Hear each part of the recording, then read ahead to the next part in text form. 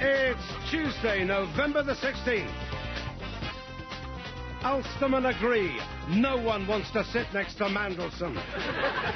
Glitter caged. Molam bids for wig. Cherie Blair. Dressed by Versace. Mouth by Eurotunnel. Please welcome the man who'd love to blow it all on Cherie, Mr. Ian Lee.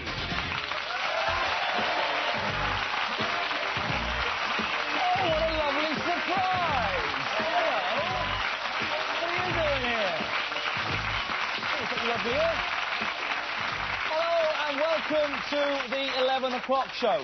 People of Britain, hang your heads deep, deep, dark shame because our Prime Minister is claiming he's strapped for cash. Yep, Tony Blair is complaining that he's on the breadline. Obviously, in his case, the bread in question is an organic herb focaccia with an olive oil drizzle, but it's not the point. He's saying he's skint. He's got the wife to keep. Since they moved into number 10, Tony splashed out on a load of designer clothes. So it's not just the clothes, but the dry cleaning we've got to think about as well. And poor Cherie, she's blown stack loads of dosh on expensive designer dresses, exclusive designer hairstyles, and a frankly experimental designer face. It's no use telling Cherie to tighten her belt. It's already tight enough. You know, why do you think she looks like that? But Cherie's spending all this money on looking good, but in my opinion, she'd look great in something simple. I don't know, a pair of jeans, T-shirt, maybe a balaclava. I don't know. But we need to help. We can't let Tony be poor. He's out representative abroad. Do we really want Helmut Kohl saying, "Oh, nice trainers, Tony. What are they? Adidas no stripe." You want Jacques Chirac saying, "Nice suit, Tony. Did Oxfam have a sale on you, pikey?" When the Euro summit breaks for lunch, we want our leader sitting at a separate table eating a free school dinner. No, of course we don't. So, Tony, I've got a cunning plan. You need money. It's her fault. There's only one thing to do. You're gonna have to sell your missus. Come on, Tony. Christmas is coming. Pass round the sherry. I'm certainly in for a fiver. Well, ladies and gentlemen, please welcome my Cherie amour. It's Daisy Donovan.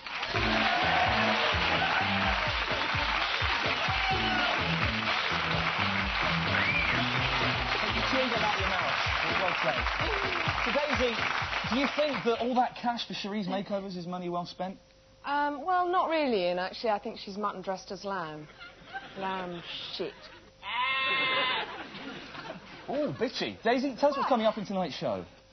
Tonight I'll be talking to former Minister of Sport and champion boxer Colin Moynihan.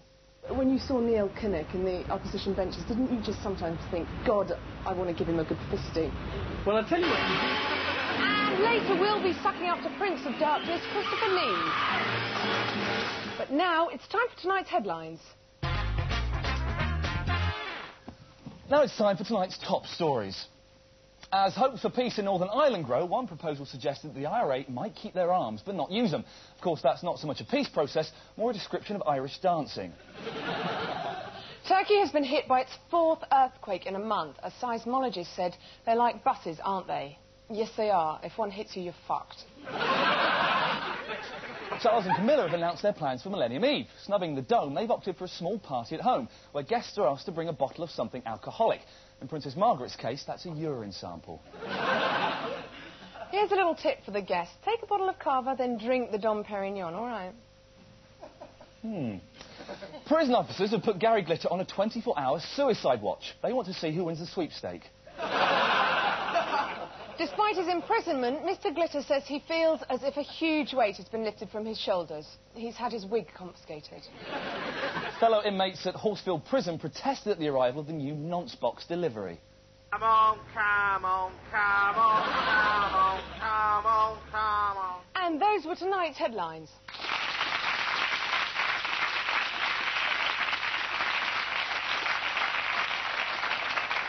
The story dominating tonight's news is the Northern Ireland Peace Accord. Here with his special report on today's events is Paul Garner in Ulster.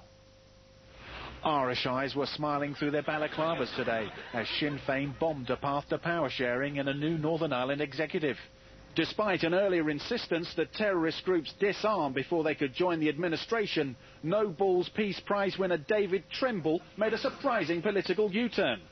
Trimble insisted that his decisions were not made under any duress, but last night underwent surgery on his hands, claiming that he'd accidentally nailed them to his own ears. Reaction in the province has been mixed. Ulster Secretary Peter Mandelson welcomed the news, saying, I firmly believe that the people of Northern Ireland want to give this a go. His words were received enthusiastically in Ireland by those with a similar political bent. However, Ulster Unionist cynics played down talk of a breakthrough, saying, let's see what the package is, if there is a package, but we must not run ahead of ourselves.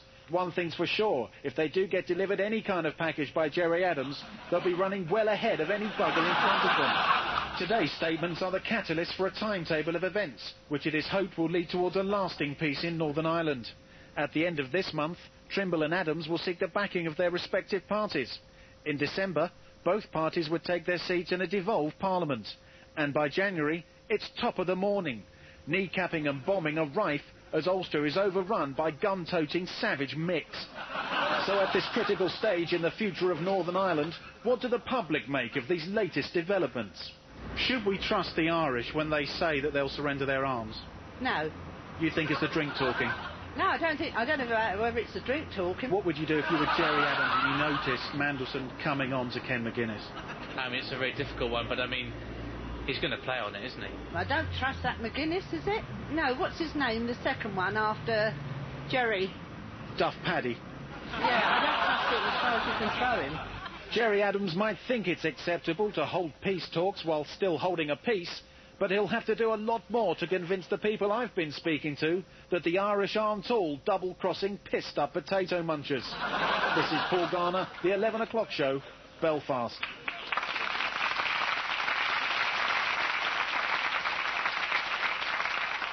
Now, both Daisy and I have been deeply touched by Shane pop star Gary Glitter, emotionally, that is, because he sent us this. It's his diary detailing his first experiences inside the special nonce wing of Bristol's Horsfield prison.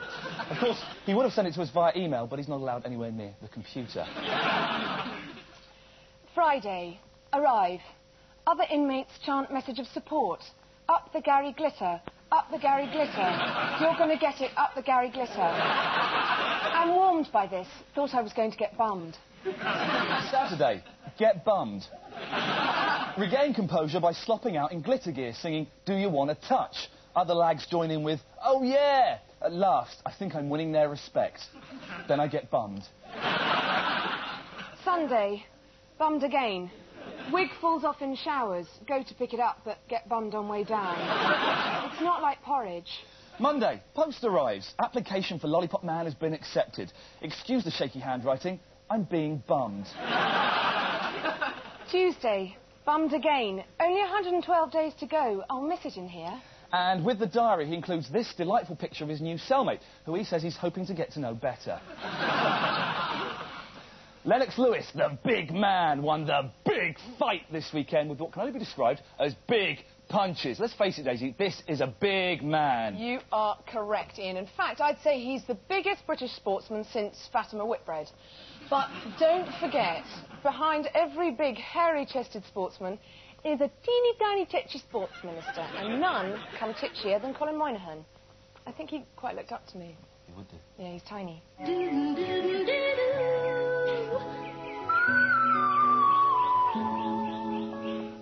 Baron Lord Colin Moynihan. What a mouthful, you ask me. How do I address Colin would be fine, thank you. You were a boxing blue, which is some achievement, I have to say. Now, to get to that sort of level, you must have spent a lot of time getting a pounding in the ring. I did. Yeah. About 35.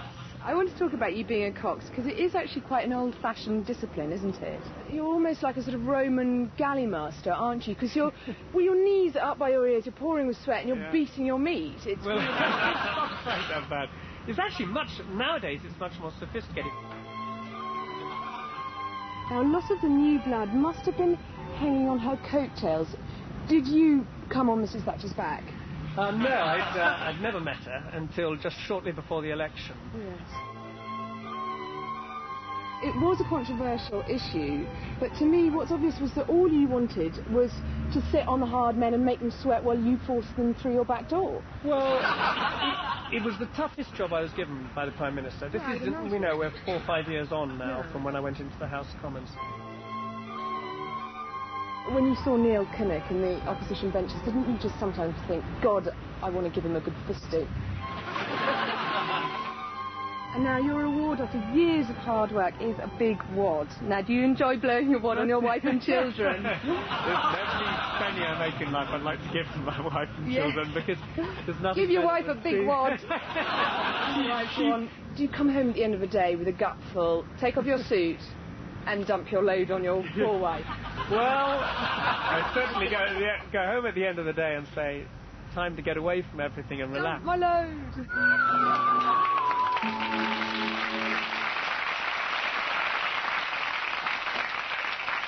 Now, as we approach the millennium, the safety of the planet rests in the hands of one man, Boris Yeltsin. Will his nuclear arsenal fall prey to the millennium bug? Or, more importantly, will the Ruskies be able to stop the doddery old pisspot stumbling onto the button on New Year's Eve? Well, one man who knows him best than most is Radio 1 DJ John Peel. John, how do you think Yeltsin should deal with the situation? Well, I do actually remember the first time that I met Boris Yeltsin. As far as I remember, I was out doing a Radio 1 summer road show in Russia, which was very much the fall of the Iron Curtain, especially when then Jericho went on stage and rather ill-advisedly performed a version of the Star-Spangled Banner, which went down very badly with the audience, who actually booed rather vigorously. And I remember I was sitting there afterwards playing Live from the Witch Trials by the Mighty Fall when I felt a very kind of hot, fumy breath on the back of my neck, and I thought, oh, that must be Annie Nightingale, but I turned round and it actually turned out to be a large, fat, jolly man who seemed to be dancing like a bear, and in fact it was, I didn't know at the time, President of Russia, Boris Yeltsin. John, is the roadshow very exciting? And I think one of the things that particularly impressed someone there was Bruno Brooks, who thought that his dancing was marvellous, and he used Yeltsin then as a warm-up man and mascot for the roadshow, and he had a super warm-up act, and actually stand in front of a tank and shout threats out very loudly at the same time as then drinking a yard of ale, which was very impressive. John, do you think I'd be good on the roadshow? A huge, huge yard of ale, and then eventually got into nice enormous trouble, I remember, because he drove his tank over Gary Davis's Aston Martin, and then he got out of the gun turret and revealed his buttocks to an entire audience, who he then stumbled into, and at that point we had to let him go, and as far as I know, I think he's actually working for the Happy Mondays. Brilliant. Thanks a lot to my good friend John Peel. That's the end of part one. Coming up in part two, we'll be getting it in the neck from our guest, Christopher Lee. Before that, despite being out of Parliament for some years, Michael Portillo still finds time to keep an eye on his favourite members. Blokes Cox. There's a ladies' band. Blokes Cox. See you after the break. Definitely blokes.